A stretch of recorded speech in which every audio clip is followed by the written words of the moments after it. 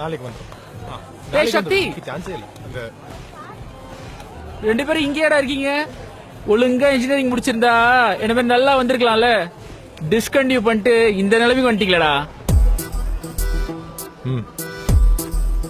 நீ கோகுல் தானே? நல்லா இருக்கியா? என்ன கேட்ட? எதுக்கு டிஸ்கண்டினியூ பண்ணிட்டேனா? இன்ஜினியரிங் படிச்சா ஃபியூச்சர் செம்மையா இருக்குன்னு எவனோ சொல்றதை நம்பி கையில இருக்கிற எல்லா காசையும் திரட்டி வீட்ல இருந்து 80 கிலோமீட்டர் தூரத்துல ஒரு காலேஜ்.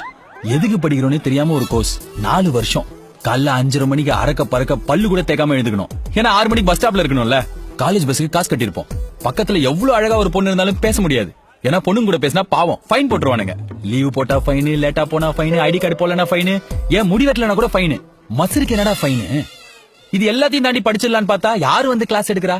போன வருஷம் நம்மளுக்கு முன்னாடி படிச்சுட்டு போனவன் நல்ல வேலை கிடைக்கிற வரைக்கும் டீச்சரா இருக்கலாம்னு வந்து எடுப்பான். எதுவுமே புரியாது. M1 M2 எல்லா மேக்ஸ் பேப்பரும் அரியரு.